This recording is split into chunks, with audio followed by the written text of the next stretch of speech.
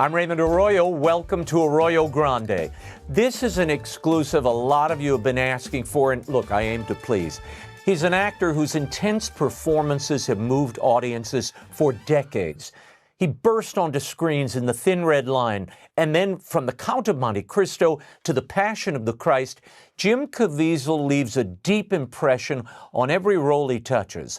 His Sound of Freedom was the breakout hit that made more than $250 million at the box office and shook the industry. And now he's poised to play Jesus again in Mel Gibson's sequel to The Passion. By the way, go subscribe to Arroyo Grande Show right now on YouTube or wherever you get your podcasts and turn the notifications on. I don't want you to miss an episode like this one. Jim Caviezel sat down with me to discuss how he's preparing to step into the sandals of the Savior once more, how this will be different for him, and his personal life, his career, and much more. Watch. I want to start with where this acting thing came from. Probably junior high. I was impersonating everybody that I saw, from Christopher Walken to Eddie Murphy, and it was kind of a knack, and people would say, gosh, you should get into acting, and you'd be around your family and impersonating people and say, that's really good, actually. Yeah. And I was doing a Christmas play at Immaculate Conception School in Mount Vernon, and there was a character named Simeon in the play. And it had a lot of lines. The music teacher was kind of pushing me to do it, so I ended up doing it. And just remember getting to the end of the play, there was a piece in there, the Lord is my shepherd, and I just went into a zone, and people were crying in the audience. And afterwards, people would say you should be an actor, and the nuns were saying you should be a priest. And two things I said I do not want to be as an actor or a priest. I want to be an NBA basketball player. But God had other plans. Yeah, of course. Tell me about the movie theater incident. You go to see, was it Hoosiers? What was the movie? That movie was Ghost. Oh, it was Ghost. Yeah. Every day I would go and I would chart all my basketball shots and different things like that. And afterwards, I'd walk down the College Way, and there was a Cinema 5 theater. And I went in and watched Ghost several times.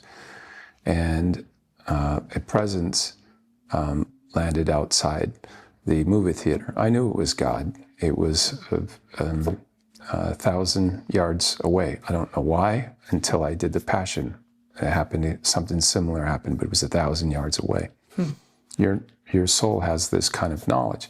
And it came into the theater, and presence came over me, and it was like I was God's only child, that he loved me that much, and I couldn't believe he loved me that much. And it went from love to peace, and then there was a voice, and I heard it, and he said, I'd like you to be an actor, exactly that. Left an indelible mark on my heart. How old were you? That was 19. Wow. I mean, I was flirting with it now. Around this time, I had gotten my Screen Actors Guild card with the Gus Van Sant movie, and I was a ticket taker, and I faked out the... My Private Idaho, which I did not know you were in until this week. Yeah. I saw the images of it. Yeah, I was just a ticket taker, but they don't give you the script. They just see if you could... But I pretended that I was Italian, and I faked it. It was a terrible accent. But if you believe when you're speaking and you're convincing, and people go, oh, he must be from Italy, so they believed it, and I got the part until the casting director called me. She says, I'm calling for Jim Caviezel. And I said, yeah, this is me. And it was, no, this is not Jim Caviezel. And I said, oh, yeah, it is. And then she says, you liar. Oh, because they thought you were Italian. And I said, no, I was acting, yeah. Oh, my God. And so, anyway, they cast me, and they used me without the Italian accent. And you shared screen time with Keanu and River Phoenix. And River, yeah. Spent a little time with them, yeah. That stunned me when I saw that. Tell me about Beverly Dean, who was your manager, whom we know. In fact, the way we met was through Beverly Dean. Tell me about her. I know she managed your career really up until The Passion. I met Beverly through a co-management deal with a woman named Bev Cheney. She's the one that saw me in Seattle. I see. And she said, young man, I think you're going to be a star. Okay? And she put me in a car with another guy named Brendan Fraser. And we would drive down to auditions together. We flew to audition for General Hospital with Jeannie Francis. Both him and I, neither one of us got it, but He's from Washington State as well. I think he's Canadian at some point, but he went to Cornish Institute, I believe. Huh. So anyway, I came to LA, and Beverly was this woman who did the, she, if you read about her, it's really fascinating, but she worked for ABC as a psychic, and she picked the whole schedule for ABC, and she got blacklisted. And anyway, I was down there, and she could pick talent. Yeah. And she had me taking this young girl to auditions, and it was Reese Witherspoon. So I was kind of a chauffeur for a lot of stars at that time, future stars. And, but she always believed in me, and and I, at some point, I auditioned for Juilliard and got in. And then I really started to believe, I think I can do this. I really think that this is a gift. But you turned it down. You turned Juilliard down because you got a film gig. No, they gave me I asked them for a deferment. Now, if Juilliard said no, one or the other, I would have gone to Juilliard. And I did the movie with Kevin Costner to play his little brother. Wyatt Earp. But it gave me 16, 20 weeks on a movie where, I was able to put some cash in my pocket, and then I got a full scholarship to Juilliard. And then Juilliard reneged on their agreement, Michael Kahn, head of the school. What it did was I said, if I'm not famous in 4 years, I'm out, I'm done. Right at the tail end there was the Thin Red Line. And when Juilliard reneged on their agreement with me, John Kirby, my acting teacher, and Beverly, both of them were Catholic. We went to Mass together. And it's important because, there's a lot of things that young actors can get involved in. Drugs is just the beginning of it. And, they were going to clubs, and there were the poor guys like me, or guys that had a lot of money that were on Beverly Hills 90210 or those shows. And that was it. So it was 10 years of just, barely getting by. But Juilliard did something to me. It lit a fire. I said, okay, I'm going to be famous in 4 years. So what I would do is I'd get up in the morning, I would go to Mass at 6:30. Got out of 6:30 Mass and went direct to Loyola Marymount University, where I was working out with the basketball players. Because remember, I played. Right. So these guys are working on going to the NBA, and got to play with some phenomenal, great players. But that level of intensity and discipline goes on to you. So first was the spirit, the soul, the Eucharist. Second was the training, physical. And then the third is the mental, which was the acting that I was working on, How did you meet Terry Malick? Well, remember, I was going to Mass. So my wife, we married, and she taught me how to do the rosary. Now, I went to Catholic school for many years. Didn't know how to do it. They didn't teach us. I didn't even know what the transubstantiation was. I learned that when I was around 30. Obviously, the rosary is powerful because it's through Jesus, through Mary to Jesus. But it's Matthew, Mark, Luke, and John. It's the Gospels. It's the story. And that's you're meditating on as you move you're meditating, through, but I'm meditating on the Gospels. And also, why am I here? What's the purpose and everything like that? And if you go back to the movie theater, I had a strong premonition that this was that moment. Right now, everything was on it. And I get out of the car and I went, I didn't do my rosary. And I went, okay, that's not going to be a good thing. So I went, boom. I went back and I did the whole rosary, but now about 15 minutes late. And I did that about as fast as I could. I go to the house, knock on the door, and this maid answers the doorbell. And on her neck is a miraculous medal. So I knew, I was like, oh, cool. Because a lot of people there are not, they're kind of uppity, and so, they are. And So you go in and here she is. And I said, oh, you got a miraculous smell on your neck. And I said, you're Catholic. And she says, no, I'm not Episcopalian. Come on in. So we go in and we're talking about this and that. And I had my wife's grandmother's rosary on me. And that was the rosary I prayed. And I said, here, this is for you. And she couldn't believe I gave it to her. And she starts crying. And then Terry Malick goes in and he goes, honey, what's wrong? Well, it occurs to me this ain't the maid, it's his wife. and there's a rosary in between us, and she's crying. And I said, why'd you do that? I said, I don't know. And she said, well, I lost my rosary that Mother Teresa gave me from a friend of mine, and I prayed that I would get another one. And so it was a miracle. You've said to me that Terry Malick is your father in film. Yes. What did you learn from him? What did you take from him in that first Thin Red Line? Terry Malick Babe Ruth is a generational player. Michael Jordan is a generational player. I've worked with 2 generational directors, in my opinion. A lot of good ones, but I would say Mel Gibson and Terry Malick. He's my father in film because here's a man that could have gone by way of the world and done a lot of that. And he seemed to hold on to his scruples, his values. He's still extremely private. And you know what? You really kind of have to be in a lot of ways. You'd like to be an open book. I think you can be, but you got to be an open book to certain people, and you got to keep that circle of trust pretty close.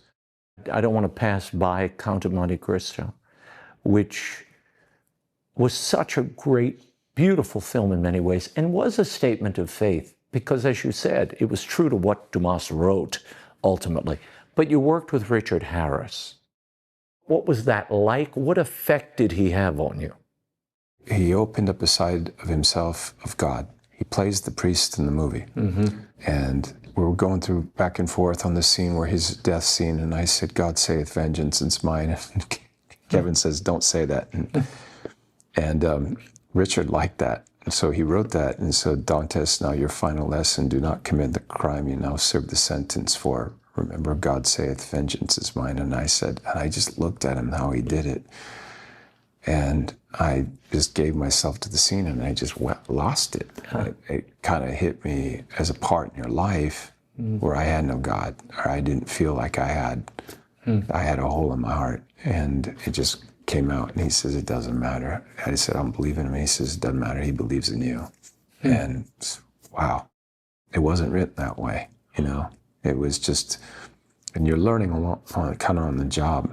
And a great actor like him, when he sees that, those guys have always, at some point said, keep working, or that was very special what we did. In fact, he said, what you and I did, Jim, was absolutely brilliant. If you go down to Malta and F it up like Oliver did, because they did.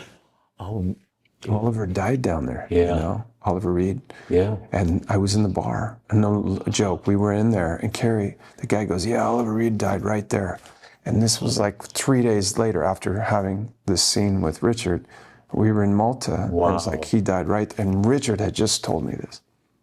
And then we were working on the Passion, and my hair person had Richard Harris on the phone. And he's like, Jim, how are you doing? How are you guys doing? Because we were getting just pummeled at that point. Yeah, I want to get to that in a second. Let's go back to the beginning of that story. Sure. Mel approaches you, not to play Jesus or in a movie called The Passion. He approaches you about a surfer movie. Yes. And you go and meet he and Steve McAvity out here. Yes. In Malibu. Yeah. Yeah, there's a store. It was down on Canaan. It burned down. Well, actually, they're building it back up again. But I was just supposed to meet McAvity, who's Mel's producer. They did Braveheart together. Yeah. And Steve shows up, and he's got a book on Mavericks. It's a big wave. I think Tom Hanks was going to be involved in it somehow, producing or whatever. So I read the script, and I think Kevin Reynolds was going to direct it, who did Monte Cristo with me. Monte Cristo, yeah. I'd never surfed before, but I thought I could, probably do pretty good here. But anyway, the script wasn't there yet. I didn't know. Back then, I would read it as is. Yeah. I could not. It was the next 10 years that I started learning how to massage it, to shape things, something going, okay, it's not there, but there could be something there. I couldn't do it back then. I'd read it. I made some decisions where, I can't believe I turned that movie down. How'd you turn it down? I said, well, that script wasn't there when I read it, and I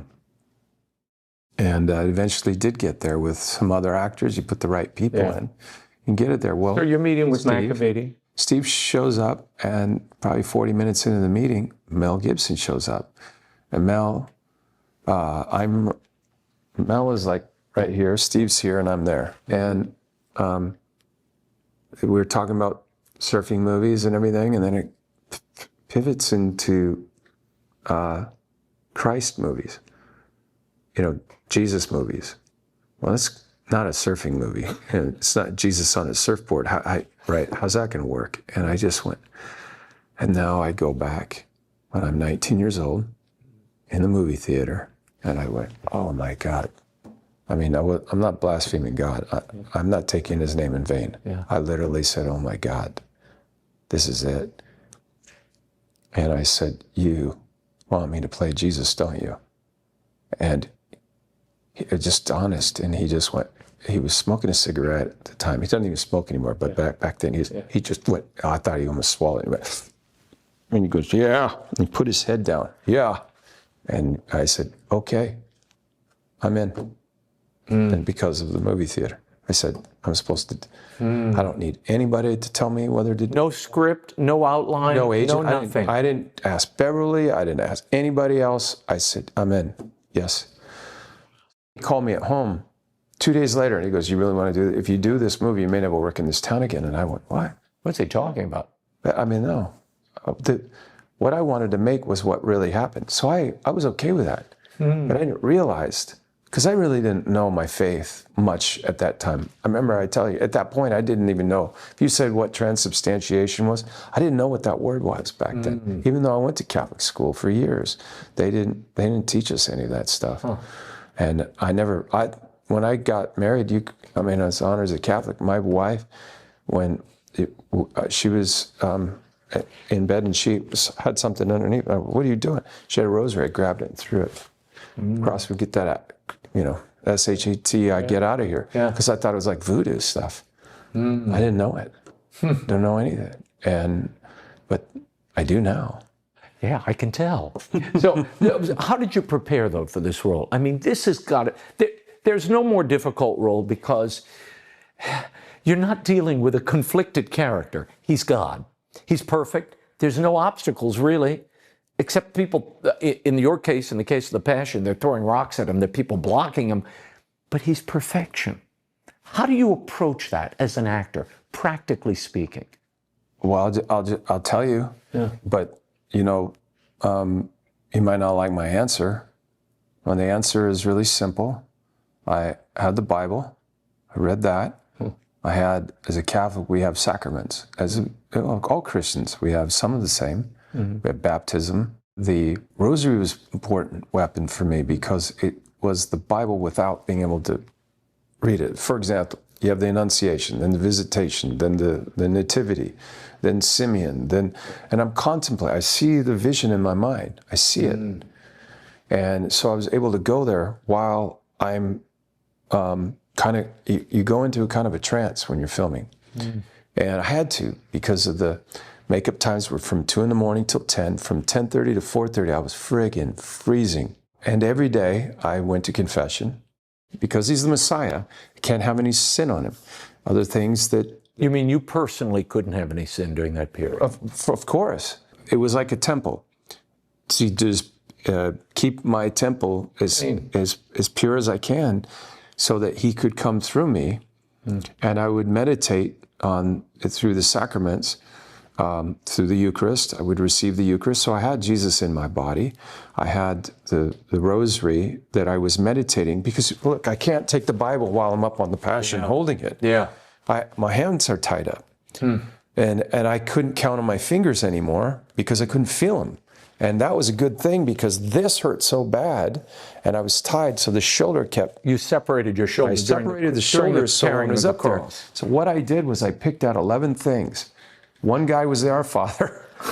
And then I would just look at 10 things. So Our Father, and then Hail Mary, Hail Mary, Hail Mary. And then I would start with the wedding... All over again. All over this. And I would do the entire... the Sorrowful Mysteries. That's what you did while you were on the cross. I was doing that while I was on the cross because the pain was excruciating, right? You can't you had to go somewhere, and he took me somewhere. And I would start to, because we were so cold, they would take you down off the cross.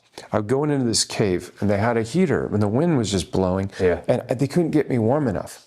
And so I would be shaking. Now, look at this. When you have a torn shoulder and you're shaking, that hurts so bad. So these heaters, and the wind would come up. And so the heater would be too far away. I'd tell them to move it closer. The wind would die down. It started burning my legs. They had latex. All over your body's latex. Yeah, they built. Correct. They built because of scourging and everything.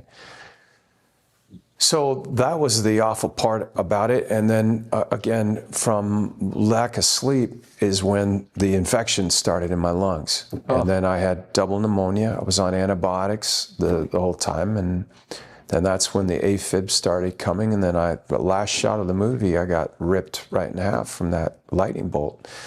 And then then 2 heart surgeries. And you think that's what contributed to the heart problems?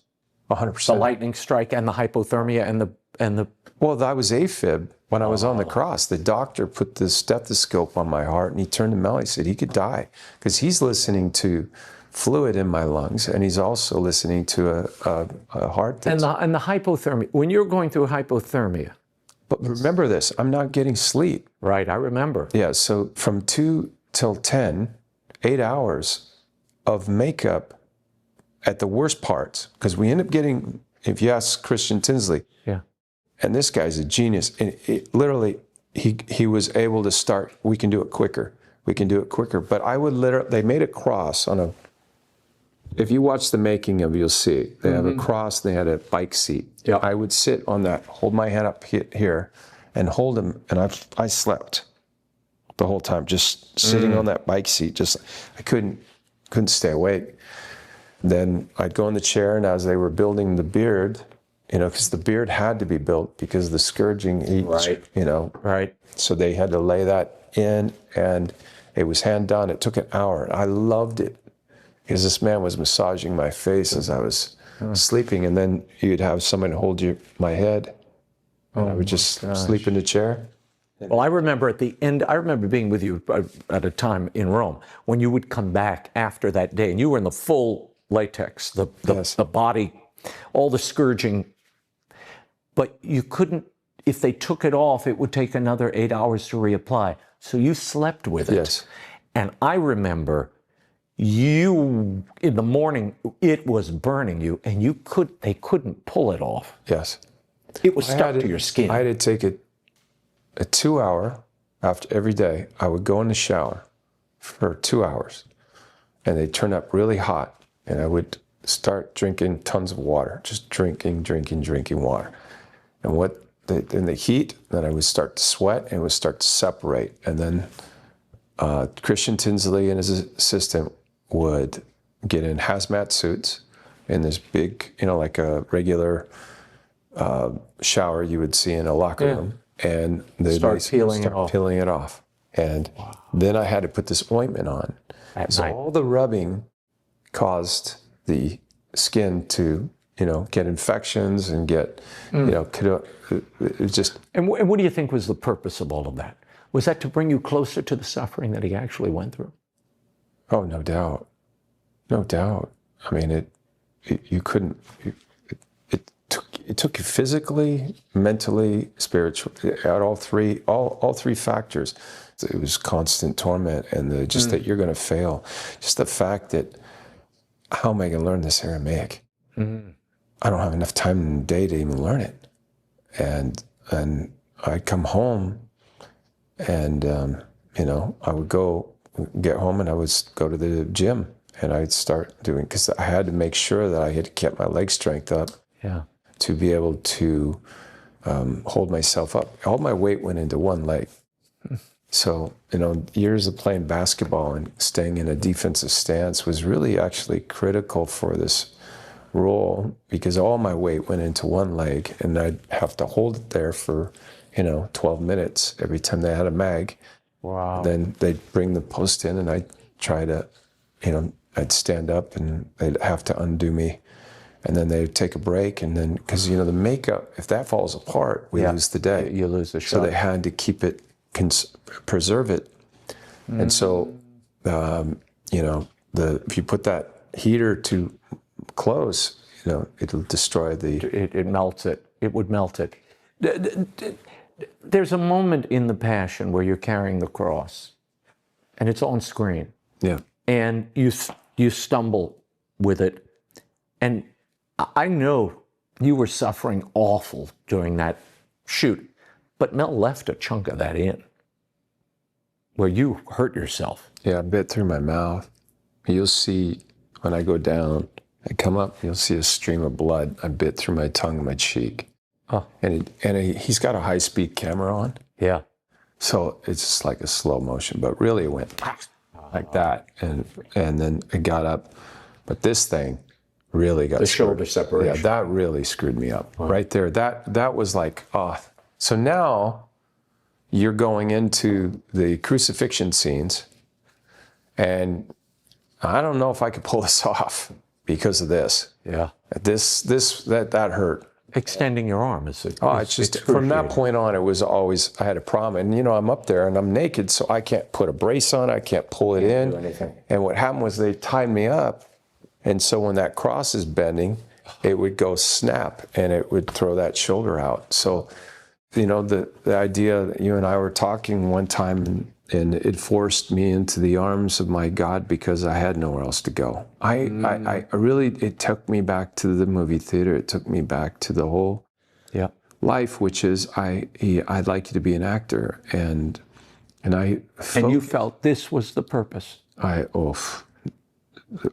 What I was connected to was the fact that the moment I learned how much he loved me, I wanted to do it for him. Because I didn't feel I deserved it, you know, and none of us really do. But the fact that he loved me like that, he knew who I was, and that was it. That was the whole deal for me. There was also a lot improvised on this movie. There were moments that were not there. Tell me about the Mary moment, which is such a sweet and beautiful moment, where Jesus and Mary are together, and it's really one of the few light moments in the Passion. But it wasn't originally there. So it was the very first scene I ever done in Aramaic. And when I came in, Maya's so beautiful. She came over and she started speaking to me in Aramaic. Blah, blah. She goes right into the scene. And I looked at her and I wasn't used to her voice or anything. We didn't even rehearse it. She went right into it. And we were doing the thing with the chairs and the whole seat, sitting and at the table, just and then working with her, we were able to find the, you know, kind of the lighter moments of it when you look how, you know, rough this film is. But it was brilliant that Mel put those moments in there to kind of lighten it up. It brought a humanity to it. Yes, it did. And then the second part of that was like, okay, I forgot. Oh yeah, we got to do the thing where we're walking away. He's just, so we did it 4 times or whatever. And he goes, you know, can you just do something, you know, kind of, you know, give a connection or whatever. I mean, it's just, well, come here, I'll show you. And he's, you know, and I said, oh, okay. I just looked at it. Okay, go. I walk home down to bed. And she's like, hey, and I was washing my hands and then went boom, right to her face. Oh. And immediately I kissed her. And I was able to do that like that because of how she was when we met. And there was something very endearing about her. And then just that, and then Mel was like, you could hear this. Meaning that was good. That's the one. That's the one. Cut. Yeah. I love it. Are you excited or worried about being on set with Maya Morgenstern and getting back into that particular toga again? You went through hell on the first movie, Jim. Yeah. It was okay, though, because it was part of the purpose of why I was born. I take it very seriously. A friend of mine made this for me in Medjugorje. On one side it's JC, on the other side it's 33. And I have 5 diamonds on it. And my wife, I had 3 children, it's all of us, it's a family. And on the top is St. Benedict's medal. It's a war against Satan and the forces of evil. And this is a great weapon against evil. I'm not a sheep. I was born to be either a sheepdog that was a wolf, or I'm a converted wolf. But I'm not a sheep, and God is in my heart. And when you say evil, I look at it, because what's in me is greater than that. And I'm a weapon against that evil. And the films that we make are controlling the world's narrative. And the world didn't like this film. And that's a good thing.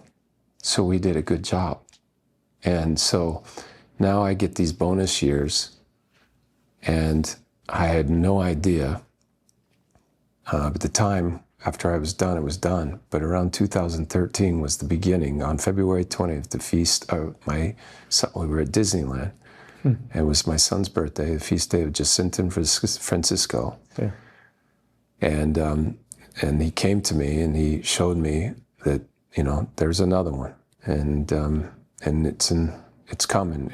And this was in 2013. So you think, oh, okay, well, it's going to be next year. No. It took Mel 15 years, he told me, to get this movie. I came on real quick, but it was kind of like 15 years when I started in 1988 to get me to 2002 when we made it. Yeah. It takes a while to make these things, but it just takes the right time, and only God knows that. 20 years, Jim, for the sequel. So go back. 20 years. But going back, why? Why was it this time? There's a reason for it. And I don't know. But am I scared? Yes. But if I wasn't, I wouldn't want to work with that actor, because you're not ready. And this is a war. A quick free flow before we go back to Jim Caviezel. In case you haven't been paying attention, suddenly everywhere you look, there are faith-inflected films on streaming, at the Cineplex. Just this past weekend, The King of Kings, an animated feature retelling the story of Jesus, made $19 million in its opening weekend, and it was number 2 overall. The House of David was one of Amazon's most watched series. There was a film about the Virgin Mary on Netflix. There's another coming to screens at the end of the year with Caviezel as Herod, incidentally. Then there's The Chosen, and of course, the most anticipated Jesus film ever, Mel Gibson's Resurrection of the Christ. What amazes me is the industry is always aghast when these films turn up huge audiences and box office. Ye of little faith. As John Irwin, the director, told me on a recent episode, and you should go and catch that episode, the challenge is to have the art match the subject matter. And let's admit it, a lot of what passes for faith-based films has so much cheese in it, you'd swear it were sponsored by Velveeta. You know what I mean. A perfect person encounters a little problem, they pray to God that everything turns out okay, and they're more perfect by the end of the film. It's a heck of a lot easier to hit those magical God tropes in the same old way than to dig deep and break new artistic ground and layer in human meaning and doubt and conflict and suffering. The faith audience, as I've been saying for years and years, is starving and malnourished. This audience was exposed by Gibson 20 years ago when no one saw a religious epic coming. But audiences today want something more than sand, sandals, and saccharin. They want these films to have human relationships they can relate to, suffering, an authentic recognition of the divine that they feel all around them, a supernatural sense of good and evil that only the best artists are capable of summoning. What I fear is that Hollywood will start greenlighting all kinds of schlock based on the successes of just a few films. By the way, the crop of recent films, all these faith-based films you're seeing, they're only around because of the success of Caviezel's Sound of Freedom a few summers ago. When that blockbuster crashed in, Hollywood took notice and started trying to reach that faith audience. It's a worthy pursuit, but unless creators have real belief and an understanding of the sensibilities of that audience, they'll never be able to attract and hold them.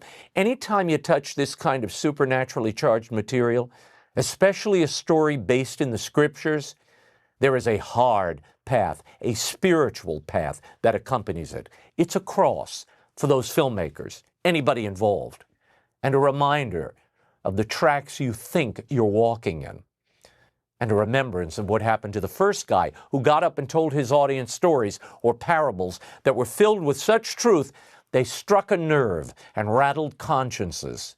It ain't for the faint of heart, but those are the only stories that truly change lives and the world, as you'll hear from Jim Caviezel.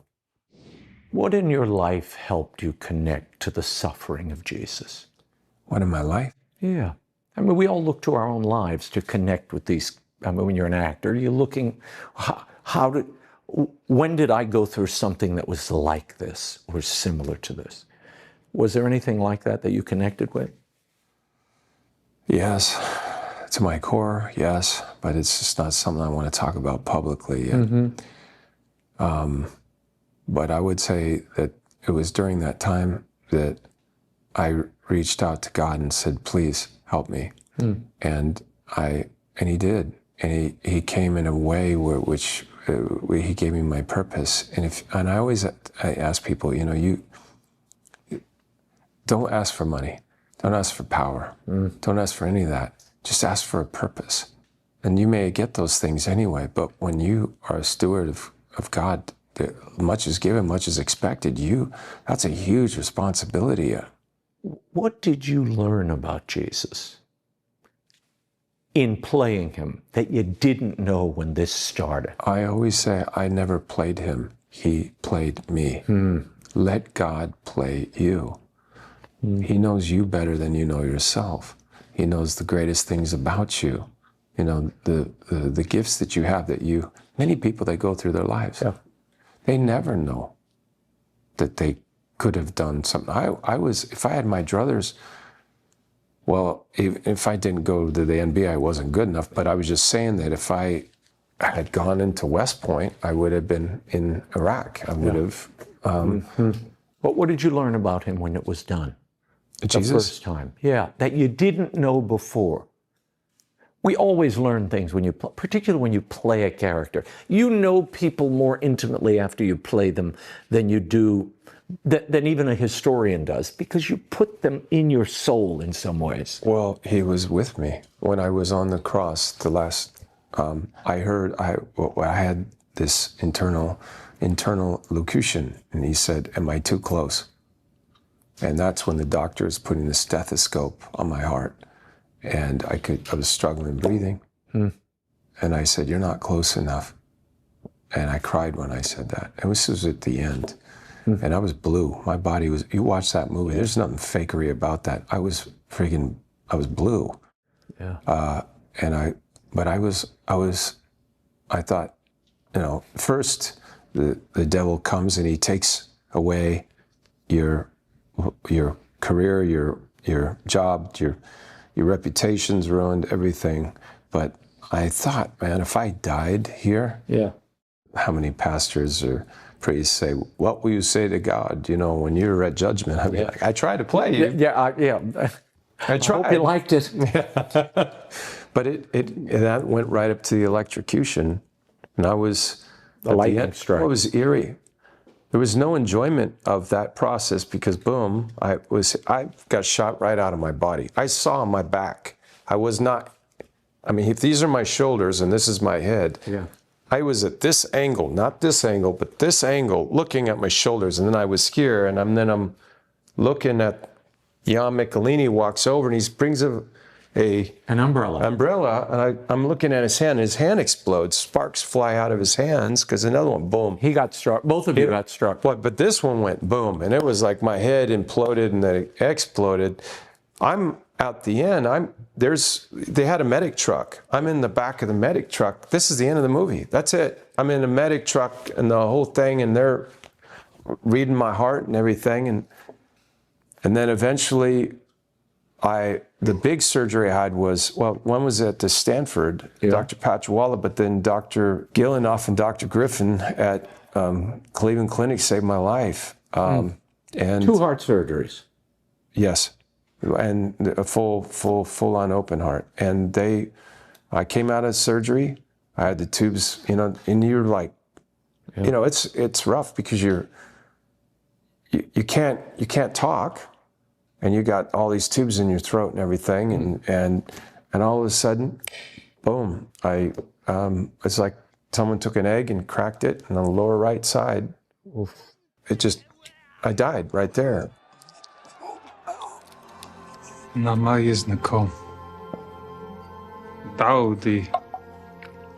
everything from that was put the Eucharist next to the camera. So I went during the Last Supper. If you look in my eyes, you'll see a camera, and you'll see a Catholic priest, Fulco, sitting next to exposing the host. And how are you preparing now for this resurrection? I mean, a return 20 years later to this world. That really branded and marked your career. So I'm 57 or 56, I don't know. 56. 65, I don't know, 74. No, you're not. But what's crazy about it is just be the best you can at the age you're at, But it hurts a lot more. It's physically a lot harder, the joints, that all the years. The good news is you don't have the beating, the scourging, the cross. You don't have all of that in this movie. But there's a lot of wisdom left there. And it's where he needed me to be, or he would have done it earlier. He'd have done it right after the Passion. He would have said, let's do it.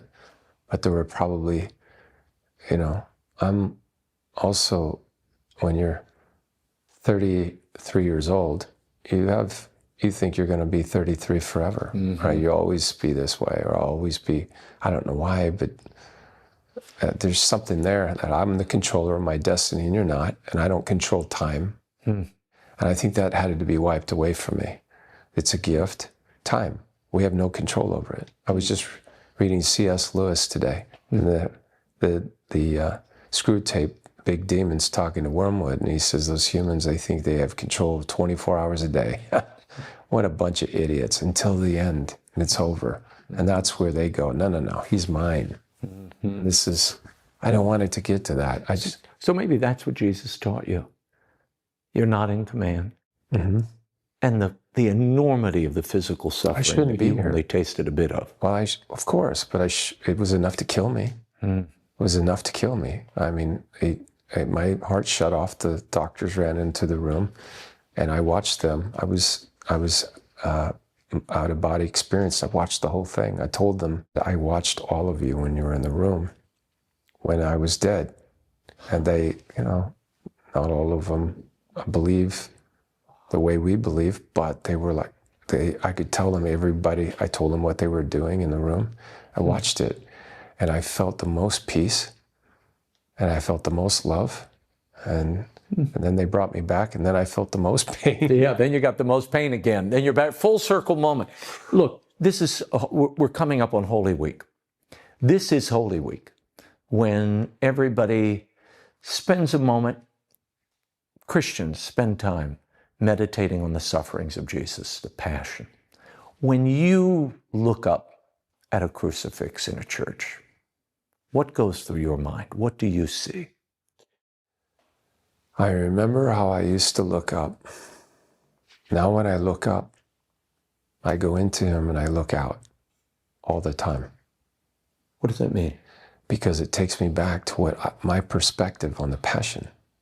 So the gift I have is looking from our Lord's perspective, not mine. I start from my perspective, And then I go up into him and I look out and I feel what he feels. Which is what? People that don't love him. And I think that's the key. I wanted for people to have an experience that they would know Jesus from watching a movie. And I would say to him, why not you come through me? And I begged him over and over again, will you come through me? Will you present yourself to the world? I saw a vision of Jesus. It was silhouetted, but I could see him, and he was sitting Indian style, and he was very sad. And I said, what's wrong? And he said, it is not a requirement of you as a Catholic to do this movie. And I said, good, I won't, get somebody else. And he says, I don't have anybody else. And he was so sad when he said it. And I said, why? He says, they won't ask me what you'll ask me. What am I going to ask you? He wouldn't tell me. So when I got my shoulder dislocated, I went down, bit through my tongue, looked over to Mary. When I was down, I said, I was in such pain. And I said, I don't want them to see me. I only want them to see you. And then I turned to Mary and I said, Aluimi, behold mother, Khoda Chadash. Completely different scene. All the other takes, and that was bit through my tongue. And I just said, this was a fight from the get-go, from Behold, mother, I make all things behold, Aluimi, Khoda Chadash, I make all things new. And that take, my shoulder was out, and I was like, everything I had. But I didn't make that face. I just went into this, oh my God, this hurts me. And my arm went over, and Mel said it was like a precious child. I was in excruciating pain to put my arm over it. I was trying to find a better position. And none of the other takes were like that. Wow. So I said, okay, whatever it takes. If it comes through that, the greatest things in life come through these horrible pains that you have, and if you just hang in there. And you're ready to go back down that path again. I don't see it the same way. Uh-huh. It's a purpose. The book, The Purpose-Driven Life. That's what that summation of that book is the saints. Yeah, the lives of the saints and their wisdom. Isn't that the treasure, though? That's what I could have asked him for anything, but I wanted a purpose. What's different this time for you in your mind? I mean, obviously, you're not the suffering Jesus this time out. This is the resurrected Jesus. How do you approach that? I read about it today in the Screw Tape Letters, doing this recording. Yeah. Don't worry about the future. The past is dead. It's locked. The light coming through, the divine light coming through in the present moment. Now, we know of eternity, that's coming someday, but it's staying in this moment. It's hard to do when you do that. You know that one's coming, and I know the day of reckoning is coming to do that film, but he's already putting the devil's already doing what he has to do to me right now. Now, there's this protection there, but there's enough to where my coach, God, Father, Son, Holy Spirit, and all of heaven is already guiding this right now. And so you're not worried? Of course I am. Yeah. That will never, but I was worried on the last one. Yeah. Did I fail? I will fail if I get too far out over my skis. I have to really, really, really stay in this moment. As we anticipate the resurrection, I was surprised. I want to enjoy this one more than I did the other one. Oh. I got too far over my skis on the other one. I was concerned that it was not in Aramaic. I said, we're not doing this in Aramaic. Well, that was a different world. But trust, I really do trust what Mel has. Just because I don't do it in Aramaic doesn't mean Jesus goes away. Through the sacraments I won't do it without the sacraments. And that's everything. Every day is the sacraments. But I love that. I've never heard you say that before. I'm looking forward to enjoying this one more. Yes. Yeah. So really experiencing the resurrection. Because you know you're not going to get this many shots. I'm never going to get another shot at this again. No. And I remember somebody telling me, you should take a journal. And I said, my journal is right here. I remember it all. But I wish I had, documented some of the stuff that I went through that, Well, now you get another chance. Yeah. Tell me about 0 AD. You're playing King Herod. Yeah. You're in prosthetics for this role. Yeah, it was 4 or 5 hours every day. And that was the key to it. Oh, yeah. You saw yourself and that was it. Yeah. I knew he was Aramaic, and they were like, well, he's kind of, I said, no, this is how he's, because they were doing that freaking accent that I don't know. And I was like, look, nobody here can do Aramaic. Like, I can do Aramaic. Well, but I know how to do it. And I said, this is an Aramaic tone. Okay. And he said, well, he's got this, that. I said, yeah, because he would be meeting with this king over here from Egypt, from all these other areas. So he wouldn't sound like any of these guys from a local town. He would be a king. And when I first started, I was, Richard Harris was a great athlete. Yeah. Okay. And Brando was a great, very athletic. Russell Crowe, very athletic. And I said, I think that, this guy Herod was a great athlete. And then what sin does to you, it distorts you, it destroys you. And I love history. I love the stories of, what made those people change. And what the devil had planned, this guy was going to stop it at all cost. Nobody's going to get through this guy. And what they did on Bethlehem was nothing short of pure genocide like the Nazis. It was well orchestrated, well done. Yep. And he saw to it to make sure it was done. And where he was, I think he was like the head guy in Galilee. And he done such a great job with the shipping and the money. He's at the port. His family was like, you're moving. He was on a fast track. Yep. Now his father was murdered, taken out by a faction, and he moved fast. And he's removed all of these, and he ended up. And he was a great builder. They didn't call him Herod the Great for nothing. That's right. He returned. It was putting it back to its all glory. So he understood the people and what would keep him in power, and also the factions of individuals. Why those other kingdoms and areas, Masada, had to be built for him to protect him. What were they? They were fortresses that he could run to if he needed to escape. That's exactly right. Spaced out. Yep. Amazing. Yep. Okay, I've got to ask you my Arroyo Grande questions that I ask everybody. You ready? Sure. These are rapid fire. I'm not good at that. You will be. Who's the person you most admire? My wife. Why? She's my life. Pillar. It's not even up to think about that. See, that was a bad question for you to ask. I'm starting easy. I'm not good at these. Who's the person you most despise? I've forgiven him. Another good answer. What is your best feature? Feature? Yeah. Passion. Passion. Christ. Yeah, I thought feature. No, not feature film. Being a smart ass. What's your best feature as a person, as an actor?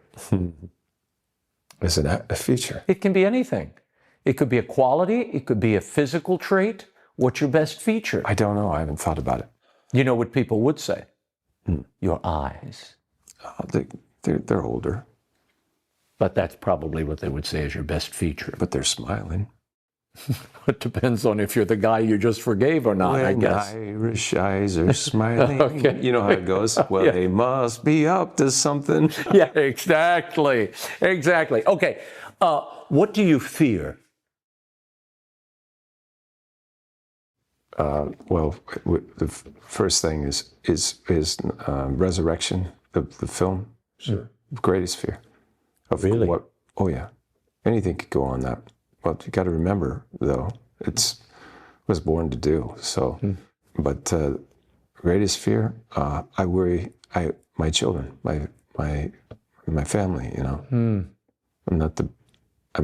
a good husband, a good father. I'm not the best father I want to be. I'm not the best husband I want to be. You know, those are other things. But I do love them deeply. What is the thing you know that no one else knows? I've heard other actors say it before. You know, you're going to fail. You know, that it might be a gift that you have, but you're always concerned about that. I just outwork everybody. I think that's a big thing, is I have to outwork them, and then the gift takes over from there.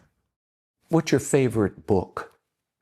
The one I'm doing right now is Screw Tape Letters. It's the one I'm into.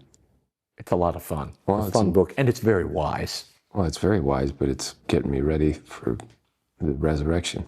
Really? Yeah. How? I'm really studying it.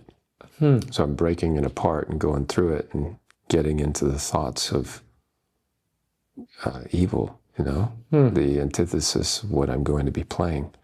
And there's something, how Jesus works is so simple. There's a reason why I'm doing it, and it's during Lent. Yeah. So I'm fasting. So even though you and I are going to go to a nice restaurant after this, I'm not going to have any wine.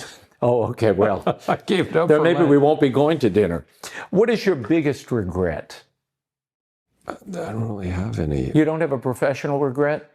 No. A role you should have taken? No, because there were reasons for it at the time. They worked out, but it wasn't for me. You know, No regrets? I would have had a major regret if I had not married my wife. That would have been, and that almost happened. You know, I threw it away, but my soul was enough pointed in the right direction where something from above said, you know, gave me a bit of a broken heart and said, she was in the plan for you. Get back there, dummy. And I did. What's the best piece of advice you ever got? I was talking to this old priest, and he says, Jim, don't start any new addictions. And so I never did. Well, that's a good piece of advice. What about the old addictions, though? They're there, but don't add on to them. Don't add on to them. Well, because, you know, you think about it, like some people get into drugs and they go, oh, just one time. But if I think you measure that and you go, what if I become so addicted to it? How's that going to change my life? Well, just look at the people that they couldn't get rid of it. I was working on a movie called Pay It Forward. Yeah. And I went down to First Avenue, and I was with the people that were heroin addictions, and they're all going to die. And the man that was working with me he looked like he was in a concentration camp. Yeah. He was skin and bone. And he was teaching me how to put the tourniquet on, how it looks, and I watched all of them. But I hear people talking about it all the time when they say, this is a pay it forward program, or we're going to pay it forward. And I went, I was in that movie. I played a heroin addict. And I think of that guy. Yeah. And so I always pray for him. When this is over, what happens? Again, now I'm thinking way too far out. I want to enjoy the process. I'm so happy that my children get to see, you know, their father at work, but it's a continual thing. I'm not going to play Jesus. I need him to play me. It's the only way that this thing is going to work. But what happens when this is over? When this is over? Yeah. Who knows? If I'm still an actor, you know, if I can't get a job, just be a dad and be a husband, maybe play a little golf. We're going to go out to dinner. Yeah. That's what happens when this is over. Thank you, Jim. Here's the whole, what you and I can take from Jim Caviezel's path. Two things jumped out at me. The physical discipline he imposes on himself, and the spiritual discipline which he credits for his greatest performances. No matter what you're doing, the discipline of pushing yourself, maintaining these bodies, the only instruments we really have, and then spending time with God to figure out what he's calling you to and how you get there, those elements are critical. It's not just for actors playing Jesus. God can play you too. The hardest part, I guess, is the mystery of suffering that Jim has certainly tasted and that we all experience when striving to do great things. The hardship at times redirects and deepens our work, I think, for the better. It certainly purifies your intentions, and maybe that's why it's there in the first place. I also like that he didn't pray for things, but for purpose. That is fantastic advice. Thank you for spending time with us. I hope you'll come back to Arroyo Grande soon. Why live a dry, constricted trickle of a life when if you fill it with good things, it can flow into a broad, thriving Arroyo Grande? Thanks for being with us. I'm Raymond Arroyo. Happy Easter, and make sure to subscribe and like this episode. Thanks for diving in. We'll see you next time. Arroyo Grande is produced in partnership with iHeart Podcasts and is available on YouTube, the iHeartRadio app, or wherever you get your podcasts.